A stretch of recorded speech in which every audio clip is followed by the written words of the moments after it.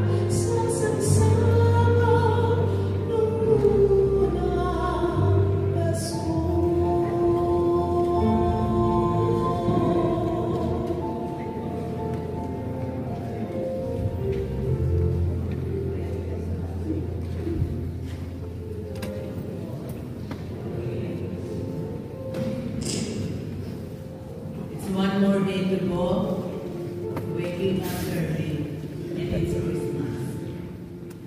We all hope that you will complete your night in Misa Regalo. Our sponsor for today is PLCC, and our music will be provided by Holy Family Music Ministry Choir. Our celebrant is none other than Father Dominic Medina, one of our associate pastors. Please join us for a fellowship breakfast after the Mass. Maraming salamat po. Tayo at pagiging ng bawat isa.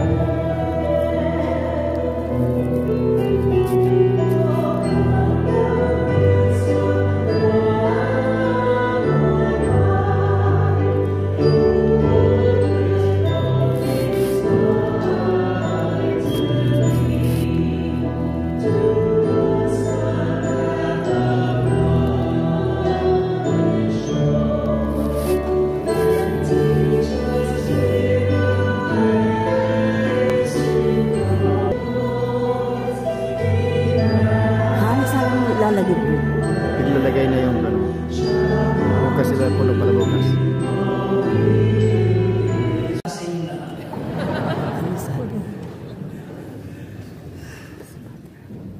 Good morning, my dear brothers and sisters.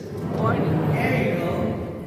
There is this one popular song, a popular Filipino song in the Philippines during the 90s that was so popular that up until now, the younger generation know the song. And the song goes like this, from your paus na pa. Mahal kita, basta't mahal kita, iniisip nila ay hindi mahalaga, mahal kita maging. See how popular that song is reaching in USA. Basically, my brothers and sisters, the song speaks about a lover who loves and accepts the beloved, come what may, without any conditions. Unconditional love. In a world right now where everything is given with lots of conditions, conditions, terms, and requirements. I believe all of you would agree with me that to find your joy and happiness, sometimes it's hard. In today's world, everything that you want requires certain conditions. For example, if you want to apply for a job, let's say a teaching job, you cannot just enter to the school and say, I am your teacher. No, you have to undergo a process and submit some requirements.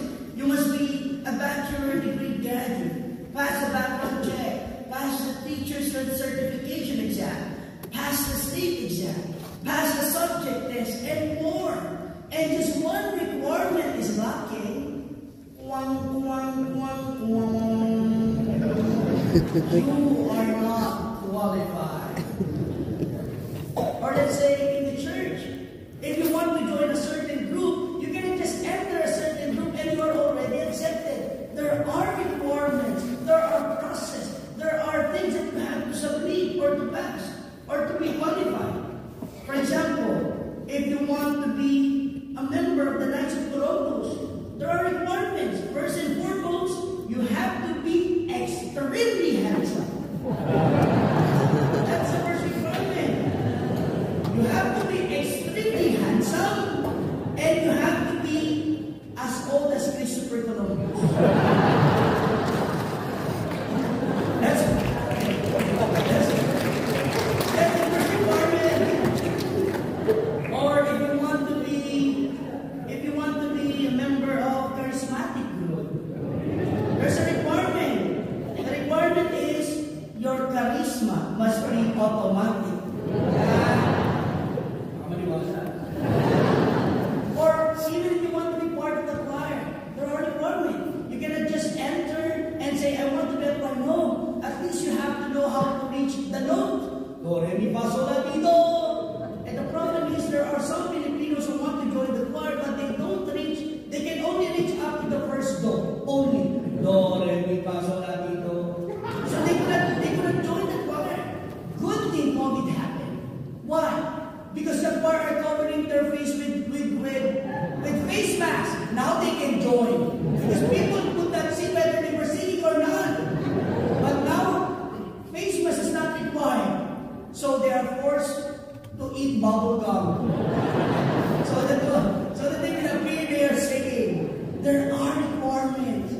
Or even in our family. It is sad to say that sometimes in our family, acceptance is based on a certain requirement. A lot of Filipinos have passion in creating for something. There are so much passion and creativity in our blood. That's why many Filipinos in reality would like to enter or to work in the field of engineering, applied arts, architecture, interior design, computer-related job that challenges our passion and creativity. But most of those dreams of Filipinos were forced to die by their parents. Why? Because according to their parents, you have to be a nurse. In nursing, there is money. Your lola is a nurse.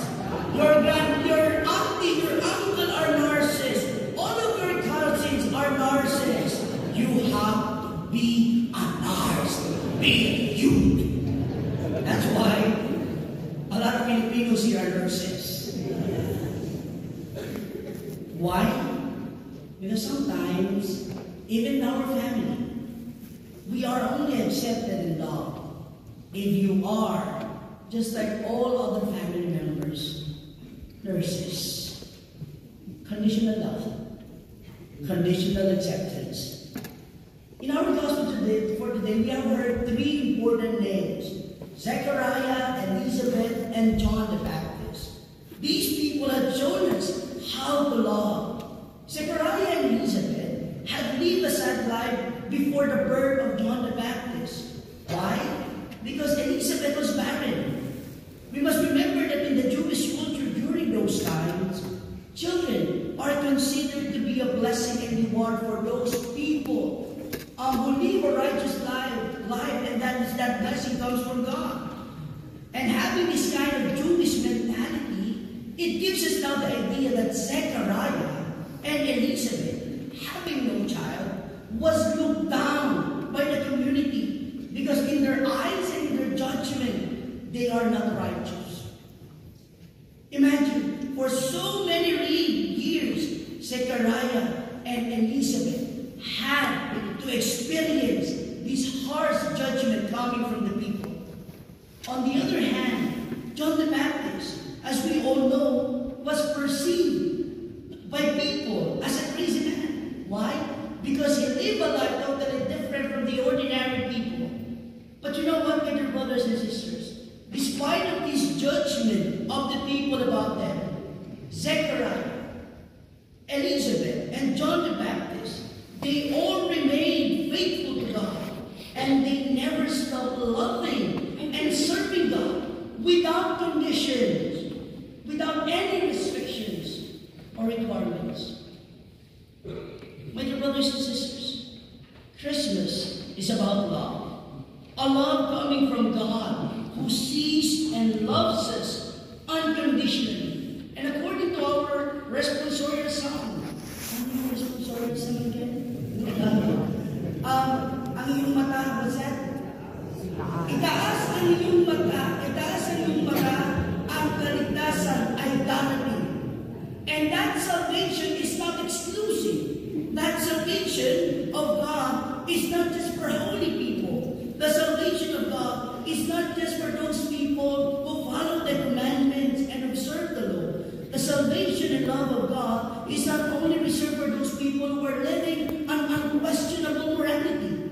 Jesus is born, and His salvation is not just exclusive for the followers, for the saints and the blessed. When Jesus is born, He became Emmanuel, not just for those people who attend the simbang gabi, but He is an Emmanuel for all. He is a God who is with us, whether we are sinners, whether we are holy, saints, or profane. The love of God is unconditional. Jesus is Emmanuel for everyone. His heart is for all. Yes, the heart of Jesus is always ready to be given to all of us. According to Pope Francis on his encyclical, De Lexitas, the heart is the core of the human person, and the world has lost its heart.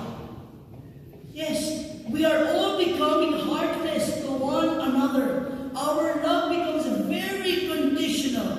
We live in a civilization with a serious threat of losing our heart, or have already lost our heart, and we desperately need to recover it.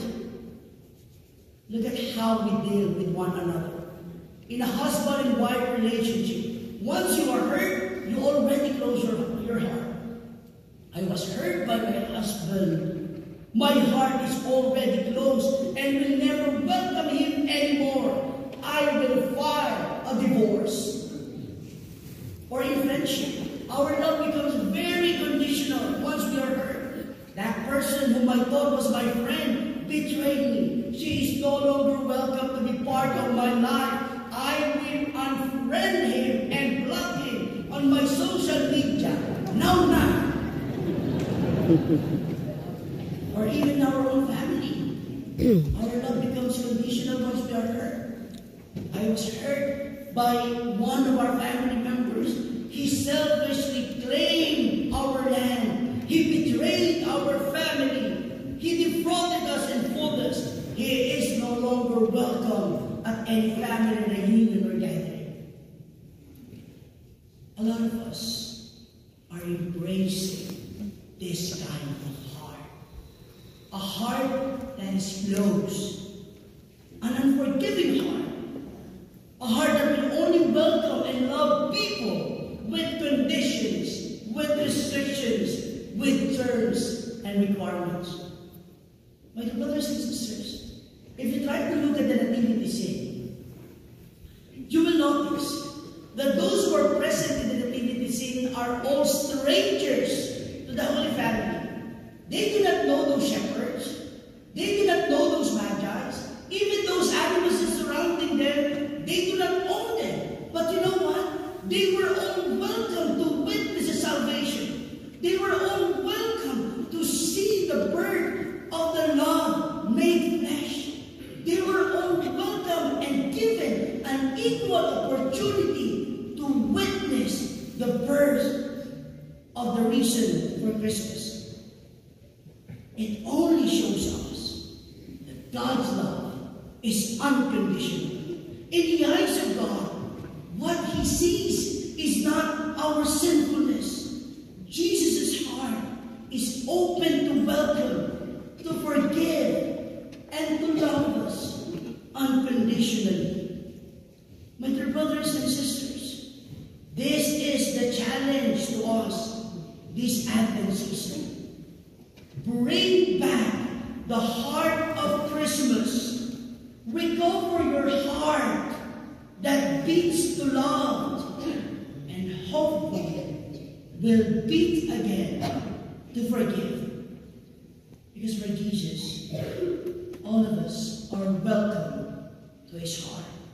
Despite of our sinfulness, despite of our infidelities, despite of the many times we hurt God, God still loves us. Even in the middle of our sinning, even in the middle of our sinning, God still loves us.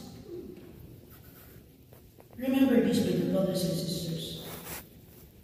Whenever we go to God and we feel that we are unworthy of His love because of our sins and our infidelities, Jesus will just tell us, is it wrong for me to love you? I am a God who is so in love with you.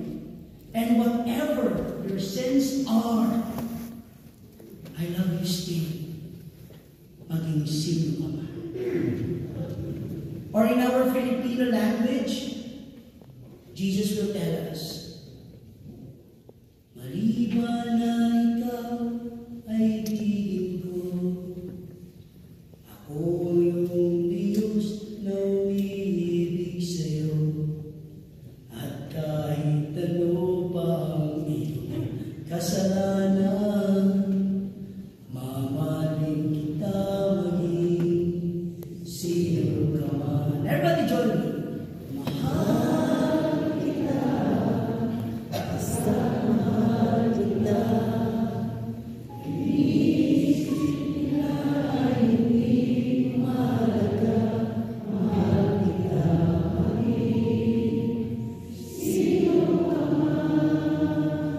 Let's bring back the heart of Christmas. Love constantly. Forgive gradually. Celebrate Christmas joyfully. Because Jesus, our Savior, loves us